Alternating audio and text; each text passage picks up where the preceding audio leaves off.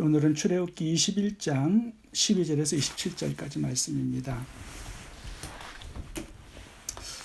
오늘 본문은 10계명 중에 6번째 계명인 살인하지 말라는 이 계명에 대한 자세한 설명입니다. 자신의 생명이 귀한 것처럼 남의 생명을 존중하고 귀하게 여기라는 메시지를 주고 있습니다. 특이한 점은 고의적으로 살인한 것은 하나님이 용서하지 않습니다. 죽일 것을 명령하고 있습니다. 12절 보시면 사람을 쳐 죽인 자는 반드시 죽일 것이나. 근데 이 고의적인 살인은 14절 봐보시면 제단에 들어가서 뿔을 잡을지라도 꺼려내서 반드시 죽이라고 명령을 하고 있습니다. 다윗의 군대 장관인 요압이 이제 죄 없는 사람을 죽이지 않습니까? 그래서 다윗이 솔로몬에게 요압을 죽이라는 명령을 하고 유언을 남기고 죽습니다. 나중에 요압 장군이 제단에 들어가서 뿔을 잡아서 살려달라고 했을 때 솔로몬은 끌어내려서 죽이게끔 한 거죠. 그래서 고의로 살인한 죄에 대해서는 용서가 없습니다. 구약에서는. 하나님께서 모든 사람들을 창조하셨습니다. 그러니까 하나님의 소유죠. 그 소유를 자기 마음대로 심판하고 죽인다면 이 하나님의 창조 작품을 훼손하는 것이고 하나님의 소유를 건드리는 것입니다. 죄질이 아주 나쁜 최악의 죄라는 것이죠. 그래서 죽음으로 다루고 있습니다. 그런데 이 살인죄와 동등하게 취급하는 죄가 하나 있습니다. 뭐냐면 부모를 치고 저주하는 죄입니다. 이거는 살인죄가 아닌데도 불구하고 살인죄와 동등하게 사형으로 다스릴 것을 명령하고 있습니다. 15절 자기의 아버지나 어머니를 치는 자는 반드시 죽일지니라. 17절 자기의 아버지나 어머니를 저주하는 자는 반드시 죽일지니라. 고의적인 살인죄와 동등하게 자기의 부모를 저주하는, 말로 치는 이런 것도 사형으로 다루고 있습니다. 모든 공동체가 질서가 있어야 유지되지 않습니까? 그래서 공동체를 유지하기 위해서 하나님은 권위자를 세워두십니다. 가정에는 부모님, 교회에는 목회자, 또 학교에는 선생, 나라에는 대통령, 정치가들을 세우시는 거죠. 근데 이 모든 질서 중에 가장 기초적인 질서가 이 가정의 질서입니다. 이게 깨지면 사회, 국가 전체가 다 깨어져 버립니다. 그래서 이 질서를 깨는 권위자를 치는 이 죄를 사형으로 다루고 있습니다. 고라 자손과 250명의 족장들이 하나님 세우신 모세의 권위를 비방하고 저주하고 대적했을 때 이스라엘 공동체가 무너지는 위기가 찾아오지 않습니까? 그래서 하나님은 이 고라 자손과 250명의 족장들을 심판하셨는데 그때 죽은 자가 14,700명이라고 기록되어 나옵니다. 고라 자손들이 모세를 친 게 아니에요. 말로 저주한 겁니다. 악한 말. 이게 살인죄가 될 수 있다는 거예요. 노아 아버지의 권위를 대적하고 비방했던 함도 보면은 하나님께서 저주로 다스리십니다. 그래서 하나님께서 세우신 이 권위자들 말로 치는 것이 아니라 기도해주는 사람들이 될 수 있어야 합니다. 오늘날 이 살인하지 말라 이 명령을 어떻게 적용할 수 있을까요? 우리 성도들이 살인하는 사람들은 없습니다. 뭐 혹시 모르게 아무도 모르게 살인해가지고 숨어 사는 사람들은 뭐 있을 수 있겠지만 뭐 그렇게 악한 자들은 성도 중에 없습니다. 이 살인죄를 마태복음 5장에서 예수님께서 이렇게 해석해 주시는 장면이 나오는데요. 21절 읽어보겠습니다. 옛사람에게 말한 바 살인치 말라 누구든지 살인하면 심판을 받게 되리라 하였다는 것을 너희가 들었으나 이 십계명을 다시 한번 해석해 주시는 장면이에요. 22절 읽겠습니다. 나는 너희에게 이르노니 형제에게 노하는 자마다 심판을 받게 되고 형제를 대하여 라가라 하는 자는 공의에 잡히게 되고 미련한 놈이라 하는 자는 지옥불에 들어가게 되리라. 그러므로 예물을 제단에 드리다가 거기서 내 형제에게 원망 들을 만한 일이 있는 줄 생각나거든 예물을 제단 앞에 두고 먼저 가서 형제와 화목하고 그 후에 와서 예물을 드리라. 지금 형제에게 분노하고 미워하고 욕하고 미련한 놈이라 하고 무시하는, 이런 말로 무시하고 마음으로 미워하는 이 죄를 하나님께서는 살인죄와 동등하게 취급하고 있습니다. 지옥불에 들어가는 죄로 취급하고 있습니다. 요한일서 3장에서는 이렇게 말씀합니다. 형제를 미워하는 자마다 살인하는 자니 살인하는 자마다 영생이 그 속에 거하지 아니하는 것을 너희가 아는 바라. 빛 가운데 있다 하며 그 형제를 미워하는 자는 지금까지 어두운 가운데 있는 자요, 그의 형제를 미워하는 자는 어두운 가운데 있고 또 어두운 가운데 행하며 갈 곳을 알지 못하나니 이는 어두움이 그의 눈을 멀게 하였음이니라. 상당히 무서운 죄로 마음의 미움의 죄를 다루고 있습니다. 우리가 남을 죽이지는 않지만 마음속에 누굴 미워하고 누구를 업신여기고 있고 무시하고 있다면 이미 살인하고 있다는 거예요. 고의적인 살인과 마음에 누굴 미워하고 무시하고 있는 죄를 동일하게 보고 있습니다. 구약에서는 살인하면 적극적으로 심판을 받죠. 피해 보수자에 의해서. 근데 신약에서는 누굴 마음에 미워한다고 감옥을 가거나 심판받는 일은 없습니다. 근데 마음이 이미 죽어 있는 상태죠. 영적 생명이 이미 죽어 있는 상태죠. 이미 심판을 받은 상태예요. 하나님은 사랑이신데 그 사랑에서 생명이 단절된 것으로 말씀을 하고 있는 것입니다. 하나님의 통치가 그 속에 없어요. 천국이 없습니다. 마귀가 그 마음을 지배하고 통치하고 다스리고 있습니다. 우리의 마음이 미움에 익숙해져 있어요. 근데 그게 살인죄인지를 모르고 살아갑니다. 우리의 입술이 비판에 너무 익숙해져 있어가지고 그것이 살인용 칼인지도 모르고 살고 있어요. 이웃을 미워하고 비판하는 것을 심각하게 생각하지 않는 경향이 우리들에게 있습니다. 그래서 이 부분을 잘 해결할 수 있어야 한다는 것입니다.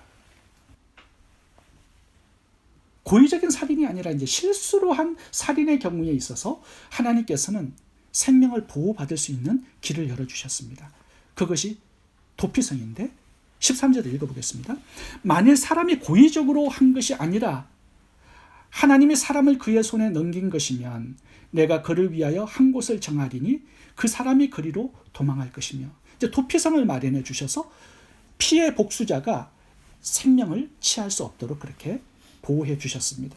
근데 이게 고의적인 살인이 아니라 실수로 사고로 사람을 죽일 때 해당하는 법입니다. 그 사람은 도피성으로 빨리 도망을 가야 합니다. 만약에 도끼질 하다가 도끼날이 빠져서 옆 사람을 죽일 수 있죠. 교통사고로 남을 실수로 죽일 수도 있습니다. 소를 몰고 가다가 소가 사람을 뿔로 받아서 죽일 수도 있어요. 실수로 사고로 사람을 죽일 때 하나님께서 심판을 가하지 못하도록 그렇게 막아주셨습니다. 이 도피성은 레위 사람들이 48개의 성읍을 가졌는데요. 그 중에 6개 성을 선택해서 도피성을 만들었습니다. 근데 이 도피성의 특징은 뭐냐 하면 48km 안에 도피성을 만들게 했어요. 다시 말하면 하루 만에 도망갈 수 있도록 한 겁니다. 왜냐하면 누굴 죽이잖아요. 그 가족들이 그 사람을 찾습니다. 죽일 수 있는 합법적인 권리가 있는 거예요. 근데 그 사람이 하루 만에 도피성으로 빨리 도망하면 죽일 수가 없습니다. 이게 하나님의 법이에요. 모든 걸 두고 빨리 하루 안에 도망을 가야 합니다. 그러면 생명의 보장을 받아요. 재미있는 사실은요, 고의적인 살인을 하는 사람들 중에도 이 도피성으로 도망하는 사람들이 대부분 많았습니다. 그러면 제사장이 어떻게 그 사람들을 구별할 수 있겠습니까? 고의적인 살인자와 실수로 살인한 자를. 도피성으로 다 도망와요. 일단은 살기 위해서. 나중에 이제 재판을 합니다. 근데 누가 어떻게 알 수 있겠습니까? 내가 고의적으로 하지 않고 실수로 사람을 죽였다 하면은 그걸 어떻게 증명할 수 있겠어요? 이 사람들이 증인이 있으면 좋겠지만. 그래서 그 사람의 변화된 삶을 가지고 심판하는 경우가 참 많았다고 합니다. 변화가 되어야 돼요. 도피성 안에서. 말씀을 묵상하고 기도하고 예배를 드리고 제사장들의 사역을 도우면서 삶의 변화가 거기에서 찾아와야 한다는 것입니다. 거기서 제2의 기회가 생기는 거예요. 그러니까 도피성은요, 누구든지 다 열려 있습니다. 근데 변화받아야 돼요. 제2의 삶의 기회를 거기서 얻어야 합니다. 이 도피성은 예수 그리스도의 예표죠. 모든 죄인들의 생명의 도피성이 예수님은 되어주십니다. 누구든지 오라고 말씀하십니다. 이 세상에 죄인된 자가 피할 곳은 없지요. 예수님밖에 없습니다. 마땅히 죽어야 될 그 죄인들에게 심판이 아니라 생명을 주시겠다고 약속하고 있습니다. 죄를 지을 때 도피성 되시는 예수님께 피하면 죽음을 해결받을 수 있습니다. 죄의 삭은 사망이에요. 근데 예수님께서 죄인들을 위해서 대신해서 죽으셔서 그 핏값을 대신 내어주시겠다는 거예요. 여전히 미워하고 살인하고 공격적인 그런 언어들이 있습니다. 우리가 그때마다 예수님께 달려가서 예수님의 보혈의 피를 붙들고 의지하고 회개하는 것입니다. 주님의 피로 나를 정결케 해달라고. 그렇게 엎드려 피를 의지하고 붙드는 모든 사람들에게 예수님은 생명의 도피성이 되어주시겠다고 말씀하고 있습니다. 두 번째 주제를 살펴보겠습니다. 23절에서 25절 보시면 이것을 동해보복법이라고 합니다. 동일한 해를 가하는 보복법입니다. 눈은 눈, 이는 이, 손은 손, 발은 발. 상하게 한 것은 상함, 때린 것은 때림으로 갚을지니. 동일한 해를 가하는 이 동해보복법은요, 원래 주신 목적이 분노를 절제하게 해서 보복의 악순환을 방지하기 위한 법입니다. 합법적으로 복수를 하되 네가 해를 입은 그 하나로 복수를 제한한다 이 뜻입니다. 누가 내 일을 상하게 하면 분노하기 때문에 남의 일을 다 뽑아낼 수 있죠. 내 눈 하나 상하게 하면 두 눈을 다 뽑아버릴 수 있습니다. 이 감정에 분노가 있기 때문에 그렇죠. 그래서 하나님은 그 감정의 절제를 법으로 만드신 겁니다. 너의 복수의 한계는 네가 해를 입은 만큼만 하는 것이다. 이 동해보복법은요, 신약시대에 예수님께서 오셔서 산상수훈에서 다시 해석을 해주셨습니다. 마태복음 5장 38절부터 읽어보겠습니다. 또 눈은 눈으로 이는 이로 갚으라 하였다는 것을 너희가 들었으나 나는 너희에게 이르노니 악한 자를 대적하지 말라. 누구든지 내 오른뺨을 치거든 왼편도 돌려대며 너를 고발하여 속옷을 가지고자 하는 자에게는 겉옷까지 가지게 하며 누구든지 너를 억지로 오리를 가게 하거든 그 사람과 심리를 동행하고 네게 구하는 자에게 주며 꾸고자 하는 자에게 거절하지 말라. 내 이웃을 사랑하고 내 원수를 미워하라 하였다는 것을 너희가 들었으나 나는 너희에게 이르노니 너희는 원수를 사랑하며 너희를 박해하는 자를 위하여 기도하라. 복수하지 말라는 말씀을 하시면서 오히려 더 사랑하고 더 용서하고 더 자비를 베풀고 원수가 줄이거든 먹이고 기도해 주라고 말씀합니다. 더 큰 사랑을 베풀라고 하시는 거죠. 이것이 보복의 악순환의 고리를 끊는 길입니다. 누군가 내 눈을 상하게 하면 나도 그의 눈을 상하게 하잖아요. 그 가족들이 또 가만히 있겠습니까? 더 큰 보복의 악순환이 일어나게 되는 것입니다.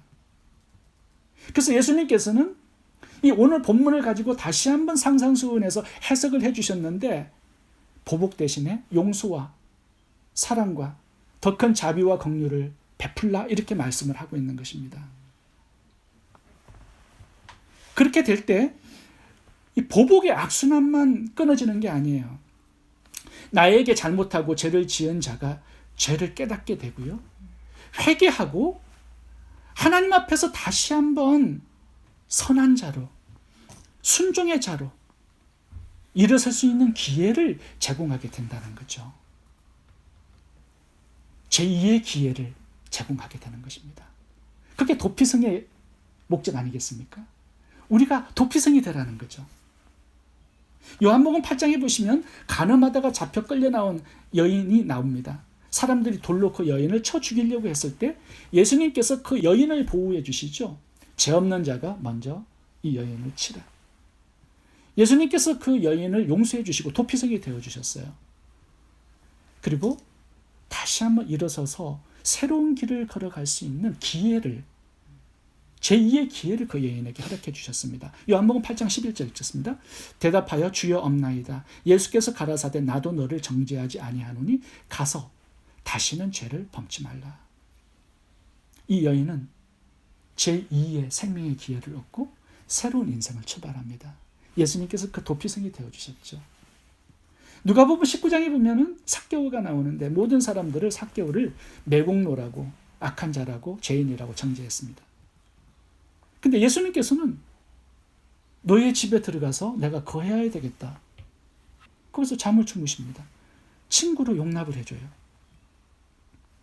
그 예수님의 용서와 자비와 긍휼, 그것을 받고 삭개오는 변화됩니다. 이웃을 구제하는 사람, 하나님의 영광을 위해 사는 사람으로 변화되죠. 예수님께서 하시는 일이 제2의 기회를 주시는 거죠. 도피성이 되어주시는 겁니다. 누가복음 15장의 탕자도 마찬가지입니다. 유산을 탕진한 아들에게 그 아버지는 복수하지 않습니다. 오히려 소를 잡아서 잔치를 벌여줍니다. 이 엄청난 용서와 사랑과 은혜를 받고요. 이 죄인된 아들이, 탕자가 의인으로 변화되고 바뀌어지고 거듭납니다. 죄인을 대할 때 비방과 정죄와 복수와 미움과 분노가 아니라 사랑과 용서와 자비, 긍휼을 베풀어서 다시 한번 죄를 깨닫고 죄에서 회개하고 일어나 새로운 삶을 출발할 수 있도록 기회를 주고 너는 인도자가 되라고 말씀하고 있습니다.